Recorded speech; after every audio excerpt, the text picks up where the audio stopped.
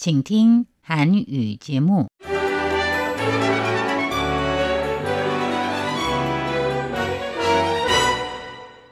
안녕하십니까? 중화민국 국제방송 타이완의 소리 RTI 한국어 방송입니다. 목요일 방송은 간추린 뉴스, 포르마사 링크, 연예계 소식의 순으로 이어집니다.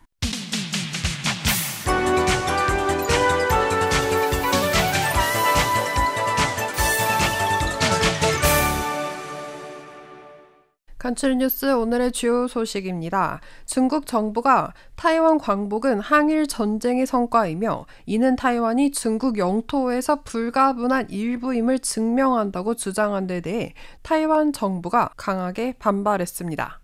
赖清德总统은 25일 전 일본 경제안보 담당상 고비야시 다카유케를 접견한 자리에서 민주주의 진영의 장점을 통합하여 회복력 있고 신뢰할 수 있는 비홍색 공급망을 공동 구축하기를 바란다고 말했습니다.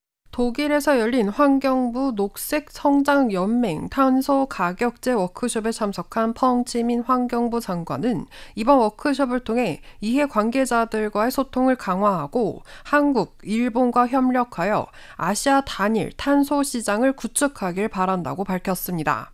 호주 국제관계 싱크탱크 경제평화연구소가 26일 발표한 세계평화지수 2025 보고서에 따르면 타이완은 전체 평가 대상 163개국 중 40위를 기록해 높은 평화 국가에 속했습니다. 첫 번째 소식입니다. 중국 국무원 타이완 사무판공실이 최근 성명에서 타이완 광복은 항일 전쟁의 성과이며 이는 타이완이 중국 영토에서 불가분한 일부임을 증명한다고 주장한 데에 대해 타이완 정부가 강하게 반발했습니다. 중화미국 대륙위원회는 중국 공산당은 항일 전쟁에 기여한 바가 없고 이는 역사적 사실이라고 비난했습니다. 중국 측의 항일 전쟁 관련 발언에 대해 대륙위원회는 25일 타이완 사무판공실은 명백히 본질을 회피하고 있다고 지적했습니다. 이어 항일 전쟁은 중화민국이 주도했으며 중국 공산당은 항일 전쟁에 전혀 기여하지 않았다면서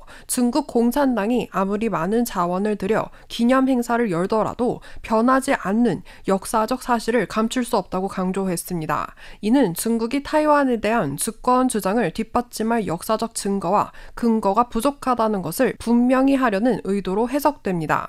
앞서 주펑린 중국 국무원 타이완 사무판공실 대변인은 25일 정례 브리핑에서 올해는 중국 항일 전쟁 겸 세계 반파시스트 전쟁 승리 80주년을 맞이한 해이자 타이완 광복 80주년을 맞이한 해라며 타이완 광복은 항일 전쟁 승리의 중요한 성과이며 타이완 민중을 포함한 전 중국인이 목숨을 바쳐 싸워 이룬 위대한 승리로서 양안 민중이 함께 기념할 가치가 있다고 주장했습니다. 그는 또 타이완 광복의 역사는 타이완이 중국 영토의 불가분의 일부이며 양안 동포는 운명을 함께하는 공동체임을 증명한다고 강조했습니다.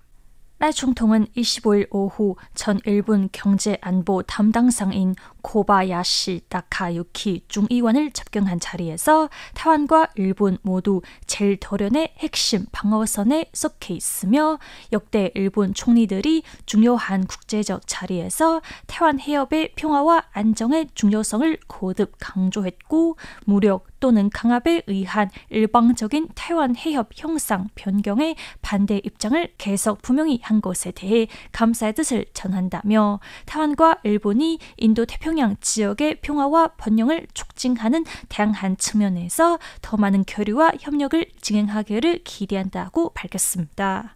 이어 최근 몇 년간 중국이 홍색 공급망을 적극적으로 확장하여 세계 자유무역 체제와 첨단 기술 시장을 위협하고 있는데 이에 맞서 타이완은 민주주의 진영의 장점을 통합하여 회복력 있고 신뢰할 수 있는 비홍색 공급망을 구축할 것을 희망한다며 반도체 산업을 예로 들면 타이완은 뛰어난 첨단 제조 역량을 보유하고 있고 일본은 재료, 장비, 핵심 기술에서 강력한 입지를 자리 잡고 있는데 타이완과 일본의 협력 경험을 바탕으로 민주주의 국가들의 산업 사슬을 연결하고 세계 경제 회복력과 지속 가능한 발전을 보장할 수 있을 것이라 믿는다고 강조했습니다.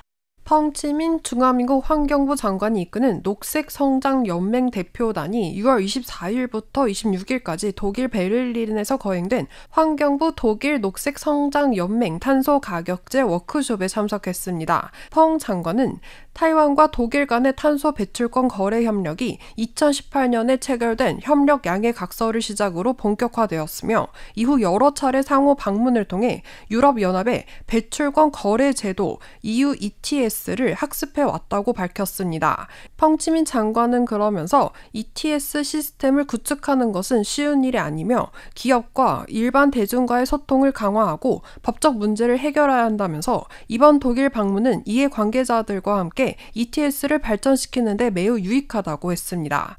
펑 장관의 발언은 타이완이 배출권 거래 제도 구축 과정에서 직면한 현실적인 과제를 국제 교류를 통해 해결하고 제도 설계 역량을 보다 더 강화하고자 하는 의지를 보여줍니다.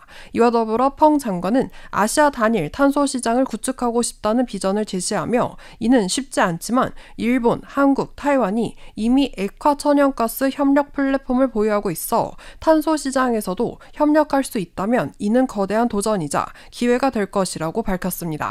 호주 경제평화연구소의 세계평화지수는 전 세계 163개국을 대상으로 사회안전 및 안보, 국내외 분쟁, 군사화 정도 등 23개 양적, 질적 지표를 종합적으로 평가해 순위를 매깁니다. 올해 평가에서 타이완은 중국의 압박에도 불구하고 1.73점으로 40위에 올랐습니다. 동아시아 국가의 순위를 살펴보면 일본은 12위로 가장 순위가 높았고 한국은 41위였으며 중국은 98위에 그쳤습니다. 간추린 뉴스를 마치겠습니다. 이상으로 RT 한국어 방송의 진옥순, 손전홍입니다.